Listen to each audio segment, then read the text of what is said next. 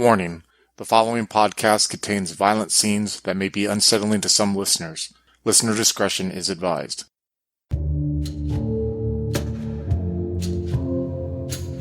The post-Civil War landscape of the American West offers escape and opportunities to many new immigrants who come to the country's shore. A few of them brave the journey to the camp town of Missouri Crossing, each looking for a new lease on life in the Dakota territories. Join the settlers of Missouri Crossing, including Gregory Smith, played by Joaquin, Sister Margaret Miller, played by Monica, Bjorn Hagman, played by Chris, and Craig as the keeper of arcane lore, as we explore the horrors that await us on Down Darker Trails.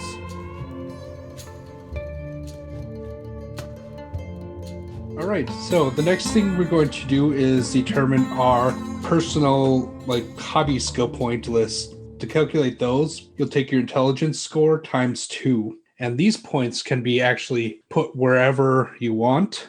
So you can add them to your occupation skills list or any other skills on there. Or if you could think of a fun skill that's not listed, we could write that in. All right. And again, if you haven't put any points into credit rating with your occupation points, you might want to put some in there too. What does charm do? That's the skill you would use to schmooze with people. You see a good looking lady over at the bar and you're trying to get information out of her by buying her a drink and schmoozing. Okay, gotcha. And then fast talking, I think, is when you want to sell somebody hey, you want this magical elixir, you'll get it. It'll cure your baldness, it'll cure diphtheria, give you clean teeth. Yeah, they got rid of bargain, so I think that would fall into fast talk now. I'd do a praise for that. So sort of for the sailing bit. Yeah, appraise is determining a rough value of items. All right. And if you're thinking about picking a skill just to have it as a hobby, about 20 points in it, including the base, would be about a competent hobbyist level. When you get in 80 and above, it starts to get to world class. Is that everyone done? All right. So the next section will be optional experience packages. We discussed a few of this earlier, and these are entirely optional if you want, but I picked out a couple that might fit some of the character concepts. So police experience package, we have a medical experience package, and a Civil War experience package. Does anyone want to consider one of those? I mean, what's the cost for them? Do we have to spend anything to get them, or how does that work? So basically, there's a few prerequisites where you just have to, for say police, you have to have a starting age of 25 or over. But I think I have that. Yeah. Yeah, and it's basically you gain some more skill points in certain things, but because of your experience, you might lose some stuff or. Oh, so there's a trade-off to it? Yes, there's a trade-off. Most of the times, it just seasons your investigator a bit more. Man, I don't know. What does the police give me and take away? Let me ask that. So you have to have a starting age of 25 or over. Got it. You deduct 1d10 from your sanity because you've seen some shit. Yeah. Then you either start with an injury or scar or a phobia associated with your experiences as a police officer. And then you get 60 skill points over a couple different skills. I like that. Because So let's do the 1d10 of. Yep. Let's lose that. Let's lose that first. And it's permanently gone. Let's have it be one. Watch it be 10. It's 10. Yeah. There you go. You called it. I called it. So that's 10. I'm at 50. You saw something. You saw something. So because it's a 10, it's probably from interacting with something really heinous. So you might want to think of I'd probably lean to phobia or mania associated with your experience. You don't have to have it now, but no, I'd like a mania. What are some of the manias? Is there a list of mania examples? Oh, there are in the core book, which I do not own, but okay, I got them. So what do I get in return then? What do I get spread amongst? So besides that terrible experience, which we might identify in the later part of this character creation session, nice. What could have caused that? You get 60 bonus skill points, and you pick from the following to add them to. So climb, and it says drive auto because it's from the base book, but I'd be okay if you picked either drive wagon or ride horse instead. Okay. Fighting brawl, firearms, first aid, intimidate, law, listen, other language. So if you're an immigrant, Yeah. English might be a good one. Yeah, that's actually good. I'll do it in English. And any 2 interpersonal skills, so charm, fast talk, persuade, or intimidate again, and track. So should I put all 60 of mine in English to have passable English, I guess? So passable English, like say you had some classes, And I can you're hold a operating at conversation. like a middle conversational level, you might have trouble, is about 20 points. Like So 30 would be okay. 30 points would mean you probably don't need the guidebook to help you along anymore. Gotcha. But you might still stumble on more complex thoughts and expressing them. Yeah, I'll do that. I like that. That'll be an interesting role-playing thing. And then I will... Okay, I'll put rest of mine in points. I'll mute my mic. Yep. And you would also get an immunity to sanity losses from viewing a corpse, which I think you get that anyways from... All right, I'm all done with my points. Yeah. So added to your final special from Lawman, your immunity to sand loss from seeing a corpse, as well as limited sanity loss. So you only get the bare minimum for seeing blood or gore. So you can mark that down on your sheet. Got it. Thank you. All right. Other ones were medical or Civil War experience. Quinn, were you interested in either of those? What is the medical experience one? Investigator is a long-serving physician, nurse, or forensic examiner. Starting age of 30 or over, you need that, so you have it. Basically, you get some more points in certain skill points, and you get a phobia media associated with medical experience. I'm not sure if that one fits with your concept. Yeah. As opposed like that's what is that? And the other one would be Civil War experience. Did your character would have been I don't know because my head I think he would have been they want him for his skills actually making the guns and all the supplies and stuff. So I don't know he would have actually fought in the Civil War. Well, it's not always just about the fighting. It's maybe you're just the logistical operations close to the line. The logistics chain. So I think I would go. Yeah, what does that entail? So let's check that out. You have this option available to investigators wishing to have served in the Civil War may benefit from their experience, but also bear its scars. So you need at least 17 years old by 1861, which you have. So you lose some sand and you get either an injury or scar or a phobia media associated with your time. Then you get a bunch of skill points in various soldierly skills, and then you don't lose sand from seeing corpses or dead bodies. I think I will take that. Yeah. Okay. So your age is good already. So the first thing is deduct 1d10 plus 5 from your sanity. Oh boy, watch me get 15 taken off. 6. I got the best possible roll out of that. Yes. All right. So you've seen some shit, but like you said, you were probably fighting for your service is probably more just creating armaments, fixing up wagons, shoeing horses, probably. Yeah. Stuff So like probably that. I probably think it's he saw all the people come back with the limbs blown off and stuff. So he wasn't close enough to actually see them get blown off. He definitely saw a lot of people coming back with missing limbs and stuff. Okay, so injury or scar or phobia or mania. I would definitely say phobia. Okay, some that they include on this list: alcoholism, some sort of disfigurement, ballistophobia, fear of bullets and missiles, wow, I'm butchering that. Fear of loud noises. Pyrophobia, fear of fire, which doesn't really work for a blacksmith. Yeah, no. Hoplomania, firearms obsession, pyromania. Or something else you might be able to think of? Yeah.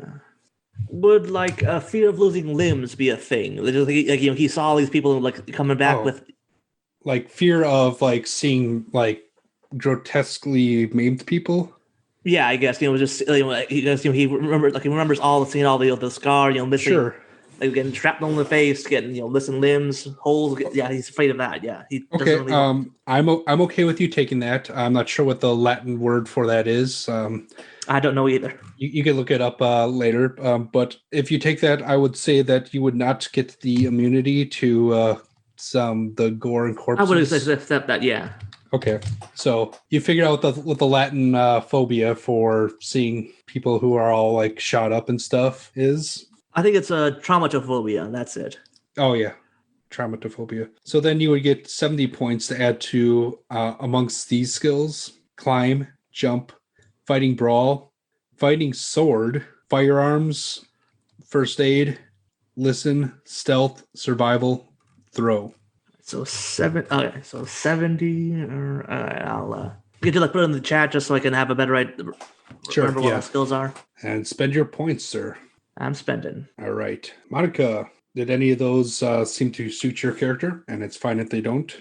No, I think I'm going to keep her vanilla. Okay. Yeah, she's a relatively young sister. However, yours doesn't have a specialty. Okay. All right. I think I got all my skill points put away. Does everyone have their skill points spent, both occupational and personal? Yep.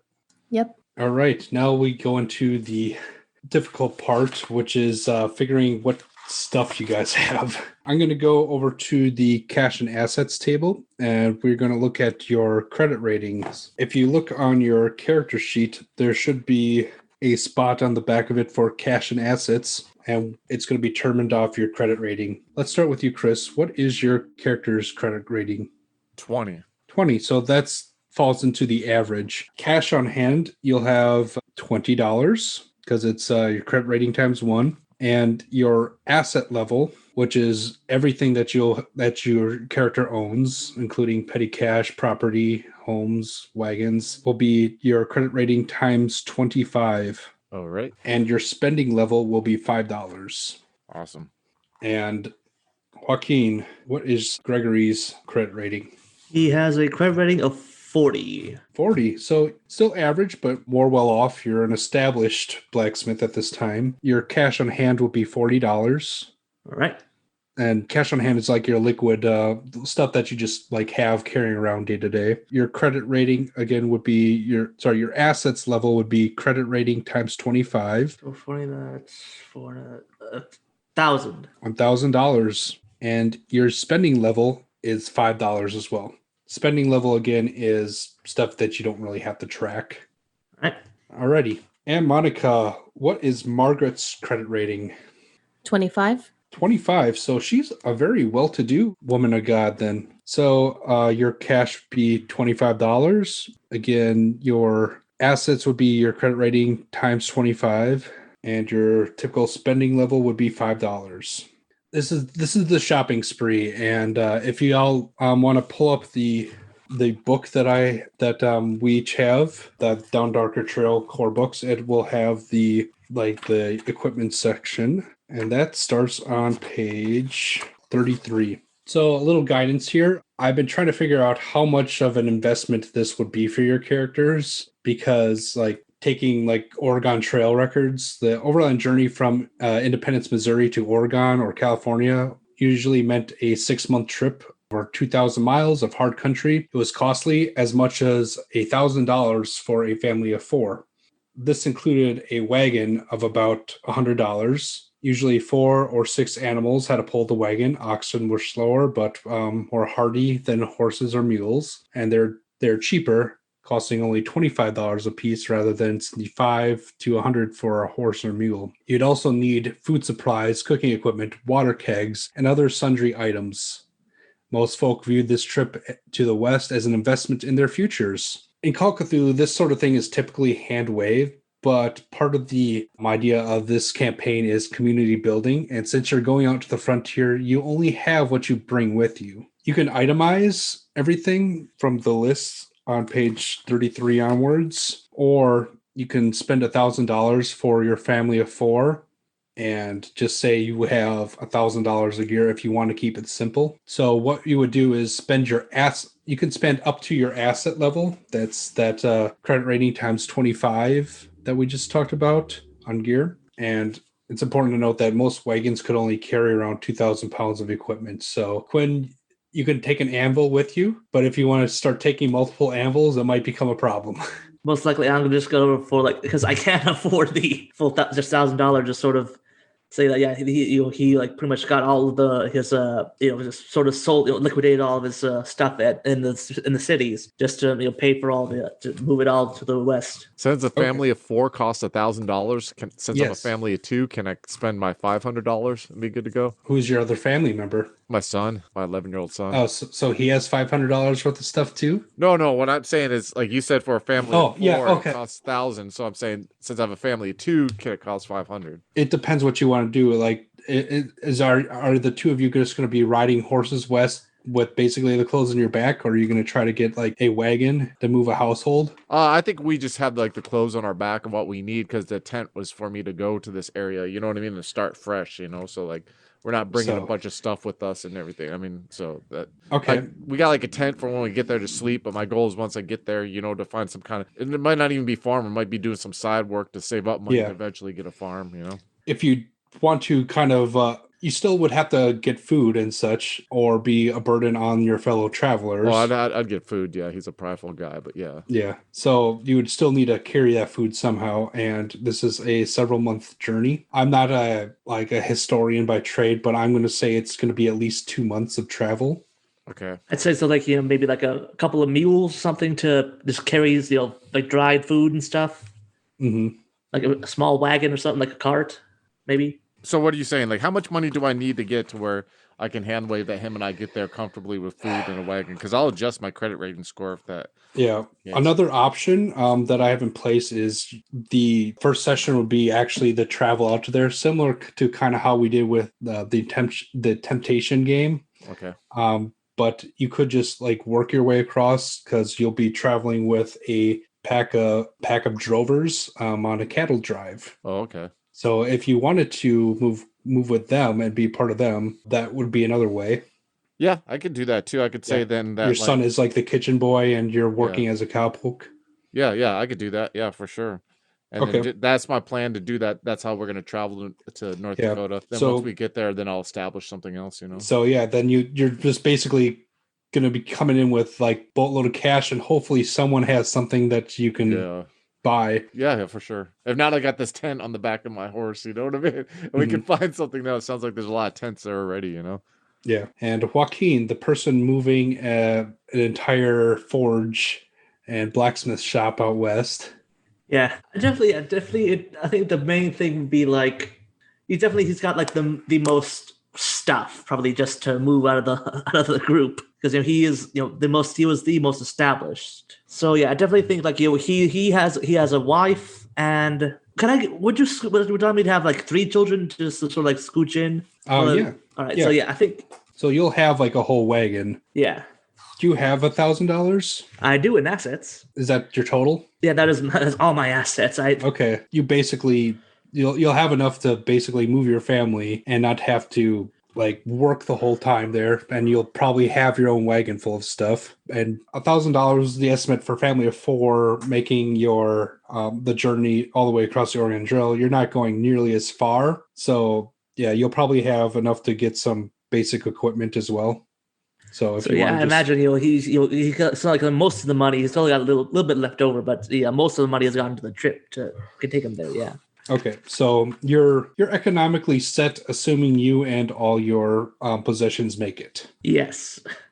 Alrighty. Now I'm totally afraid that it's gonna burn down or something. All right, Monica, did you have any pressing questions about the shopping trip? Yeah, as a Catholic nun, I figure her idea of sustaining herself is just the bare minimum, just to keep that nice level of suffering going. So I mean, I see that there's like a 2-person buggy. There's all these things, but I'm having a hard time kind of determining, aside from the clothes on her back and just a means of transportation. And I guess, like salted meats or whatever. I just having a hard time getting into the mindset of what to bring. Not a problem. What is the main reasons that would it be Sister Margaret? Yes. What is the main reason for her to be traveling west? Figuring that after the horrors that she saw being a medic during the war, she fears that the country has fallen into a state of godlessness. So she is preaching the word of God. Okay, so is it your intent to, because we're starting a course in Chicago, is it your intent then to go to set up a school or some sort of institution, or are you just going to be like an itinerant preacher? Yes, the latter. I don't think she would be staying in one place. She wants to spread it as far as she can. All right, I guess we're kind of going into the next portion of the character creation session. But what is does Margaret have a plan?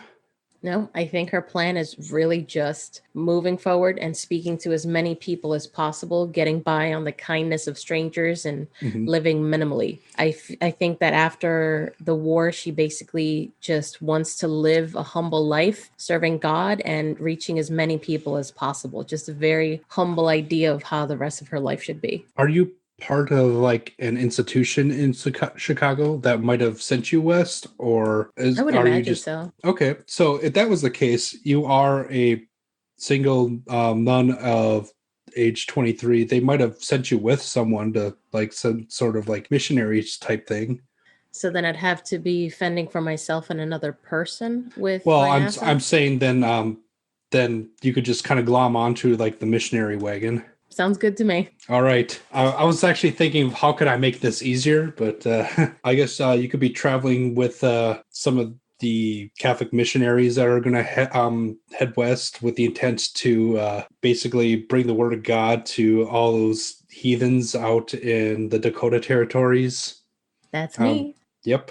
So yeah, we could work on the rest of the backstory as we go along. But yeah, so we're going to come now more into the fun part of character creation, as I like to think of it, the less crunchy, more like backstory driven stuff. We already have like initial concepts for each of our characters. Actually, I'm going to start with you, Monica. What was unique about your character's early childhood? Unique about her early childhood. Well, I'm thinking she was part of a standard nuclear family to start. So I would presume, be the eldest. And then, of course, they kept trying for boys to help around. But I can't think of anything unique about her. She's just always been very humble, very quiet. She's never had ideals for marriage or anything of that nature, which is how she ended up in her current occupation, because either you're married or you're a nun. But yeah, I feel that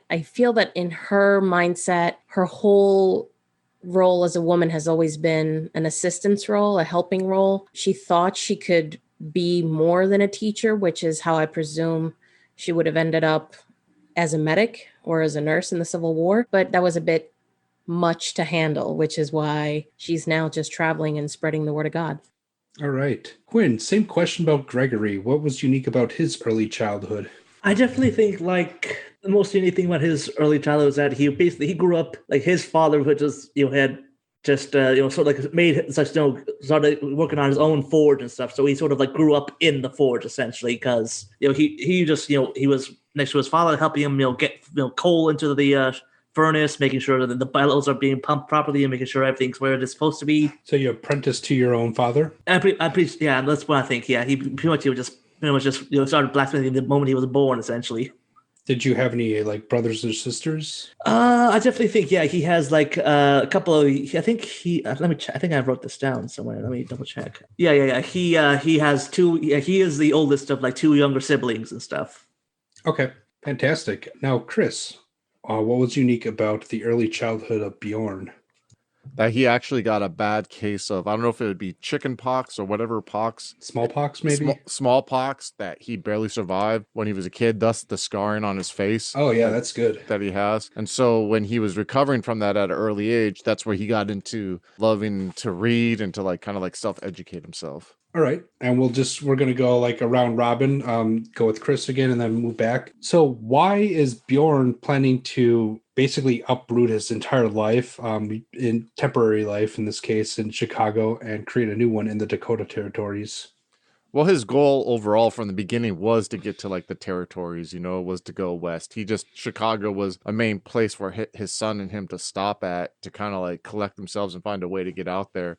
And now that he's found a way by kind of tacking on to these cattle herders that are moving up there, that he's going to go along that way. So he kind of did this on a whim for him and his son both to heal emotionally from the death of his wife, and also to kind of grow stronger together as a bond, because with him having been a police officer or a lawman, he didn't really get to spend much time with his 11-year-old son growing up until his wife started getting ill. And then now they have this where they're trying to build a relationship with each other. Okay. So actually, at what point did Bjorn come to the US? I would say like only like 6 months ago, or if you know what I mean, enough Okay. to like not even 6 months ago, whatever, how long it would take for him to get to a major city to find a way to get up there. He didn't want to go out there right away because he didn't know, Right. have any contacts. So you're basically like this small stop in Chicago, or where we're starting is just like another stop along the road west for him. Exactly. Yep. Okay. And why would Gregory want to uproot his entire life? I know you mentioned a little bit like branching out and having like a clean slate, but what does that look like for him, Quinn? Yeah, so I don't know if he would have been in Chicago or maybe somewhere back east, but I definitely know he grew up in one of the bigger cities. So I know basically he and his family, they were he was doing this blackmail and stuff. Then the war broke out. Then he and his brother both sort of like got sort of put into the military. Gregory being the one actually mostly staying behind the lines, actually making stuff. His brother hadn't taken up the trade, so he had been more of a soldier. So then his brother actually died during the war, and so then Gregory came back, and then he found how much it's sort of like see how how like the city, which is over the years kept getting dirtier and dirtier as more machines started being built and people started getting cramped together. And so he eventually, I would say at some point like his father and I probably think his father and Gregory himself got there was some disease sort of took through the town after he got home after the war. And so he was like, okay, yeah, this is not gonna sustain my family in the future. I gotta get somewhere cleaner. I gotta get away from the smog and the smoke. Plus, I know you're a pretty well off blacksmith, but so you might have had your own shop in Chicago. But a lot of times, like the work you would get in a city, you'd be working in big foundries, just like another cog in the wheel. I'm not sure if you had your own shop in Chicago. Or I would say that his father definitely had his own shop. And he started working at that, but then as things got, he saw the foundry start springing up. You get pushed so out. He was like, okay, yeah, I can't compete with that. I gotta leave. Yeah, it's either move on to new territory, link up with a larger shop, or get pushed out. Exactly, yeah. And so basically, it's like the cities they're getting too cramped, they're getting too diseased, they're getting too machines is everywhere. He's just I can't stay here, I gotta leave. Super. Yeah, Monica, you mentioned that Margaret saw this as like a way to, I don't know, heal some of the wounds of the country, so to speak.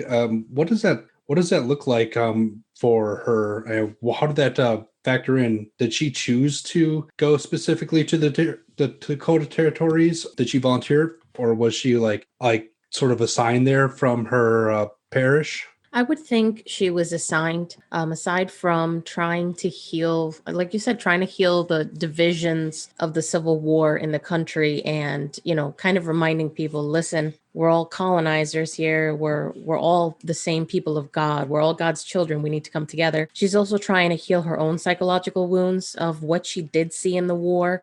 She sees what happened in the wartime, sort of like an evil plague on the mind and on the soul of the soldiers and of the leaders, turning man against man, brother against brother sort of thing. So she's selected to, I guess, based on her piety, to join, as you said, the missionary wagon and travel across the lands, spreading the word of God and of peace as she does so. And is she traveling with any? Well, we know she's going with the missionary wagon. Are any of them your friends or family? You mentioned earlier that she was the nuclear family who kept trying for boys. Were you an only child, or? I would think she's the eldest. She started out as a nuclear family. And of course, when they had the first child, so it was a girl, you keep trying for boys. And I think given this time period, women weren't exactly a focus. Right. So she was likely sort of the wallflower in the family, the helper of the household. And that helping nature, that giving nature is what drives her as a character forward. She sees the people in need of, her assistance, in this case, spiritual rather than domestic. But if domestic falls into it, sure. I don't think it would be her family members that would be traveling with her, because somebody would have to stay behind to take care of the household and the assets. But I think maybe it would be a friend from the church. Okay. So being a woman, unfortunately, you probably wouldn't have been allowed to just start the missionary by yourself. So they probably send you with a priest or a couple other sisters. So maybe we could figure someone else. But I was thinking that one character, like an NPC I was working on, is a Jesuit priest named Father Frank Noss. What kind of relationship would you have with him? I would think I would see him as a fatherly figure or an older brother, depending on his age, simply because early 60s. Oh, yeah, definitely a fatherly figure. It's hard as a woman to kind of make your way around without the leadership of a man. And she would kind of be stuck to his side, always tending to his needs first and foremost over her own. And I think she would see him as someone that she looks up to, morally speaking, and at the same time, someone that is her responsibility to take care of. Okay. So, yeah, you mentioned that helper sort of nature that she had as part of her nuclear family. So maybe that just sort of extended to Father Frank there. I guess the next question is most people at this point had some sort of religious or spiritual beliefs. We mentioned that Margaret was a Catholic nun. What does that mean to her? What does that look like? For her, it means complete devotion to the word of the Bible. It means her life completely in the hands of Christ. If, the priest that's traveling with her, if Father Frank decides that they need to do something or act in a certain way, even if personally she would never do that, because he is not only her superior, but a man who is closer to God and speaks to him directly, it's blind faith. So for her religion is everything. If the priest told her to jump off a cliff for God, she would do it. Wow, so pretty fanatical then. Yep. That's interesting. Joaquin, what sort of religious or spiritual beliefs does Gregory have? I don't think he'd be too religious. I definitely think mostly that some of the stuff he saw in the war and just having to work pretty much his whole life with his father just to get food on the table. He definitely thinks that you can pray to God, but the man has to actually work to get stuff and put get food on the table and stuff. No atheist in a foxhole, but God helps him who helps himself. Yes. Okay. Do you have a specific religion that Gregory would be? I don't think he'd really pay too much. He'd probably go to the church he's gone to his whole life, and then Christian. Yes. He doesn't really know the difference. He's heard it a few times. He's I'm sorry, I got to work. Don't have to.